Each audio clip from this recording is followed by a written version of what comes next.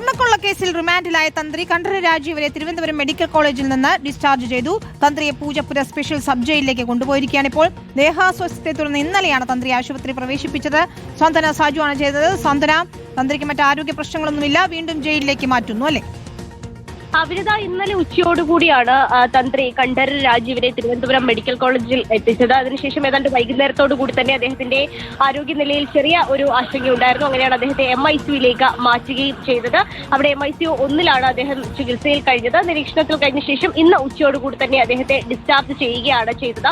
ഇന്നലെ ഉച്ചയ്ക്ക് തിരുവനന്തപുരം ജനറൽ ആശുപത്രിയിൽ ആദ്യം അദ്ദേഹത്തെ എത്തിക്കുന്ന സമയത്ത് അദ്ദേഹത്തിന്റെ ചില പരിശോധനാ ഫലങ്ങൾ, പ്രത്യേകിച്ച് അദ്ദേഹത്തിന്റെ ഡ്രോപ്പ് ടെസ്റ്റ് അടക്കമുള്ള കാര്യങ്ങളിൽ ചില വ്യതിയാനങ്ങൾ കണ്ടെത്തിയിരുന്നു. അതുപോലെ തന്നെ BP ഉയർന്ന നിലയിലായിരുന്നു ഉണ്ടായിരുന്നത്. 2 കാലുകൾക്കും നീരുള്ള ഒരു അവസ്ഥയുമായിരുന്നു ഉണ്ടായിരുന്നത്. അങ്ങനെയാണ് തിരുവനന്തപുരം മെഡിക്കൽ കോളേജ് ആശുപത്രിയിലേക്ക് മാറ്റിയത്. അവിടെ കാർഡിയോളജി വിഭാഗം മേധാവിയും അതുപോലെ തന്നെ ജനറൽ വിഭാഗത്തിലെ ഡോക്ടർമാരുമാണ് അദ്ദേഹത്തെ പരിശോധിച്ചത്. ഇന്നിപ്പോൾ രാവിലെ വീണ്ടും പരിശോധനാ ഫലങ്ങളൊക്കെ വരുമ്പോഴേക്കും അദ്ദേഹത്തിന് മറ്റ് ആരോഗ്യ പ്രശ്നങ്ങളൊന്നും തന്നെ ഇല്ല എന്നുള്ള കണ്ടെത്തൽ തന്നെയാണ് ആരോഗ്യ വിദഗ്ധർ ഇരിക്കുന്നത്. അതിന് പിന്നാലെയാണ് ഉച്ചയോടുകൂടി തന്നെ ഡിസ്ചാർജ് ചെയ്തിരിക്കുന്നത്. നിലവിലിപ്പോൾ തിരുവനന്തപുരം പൂജപ്പുരയിലുള്ള സ്പെഷ്യൽ സബ് ജയിലിലേക്ക് അദ്ദേഹത്തെ മാറ്റിയിട്ടുണ്ട്. വിനീത്.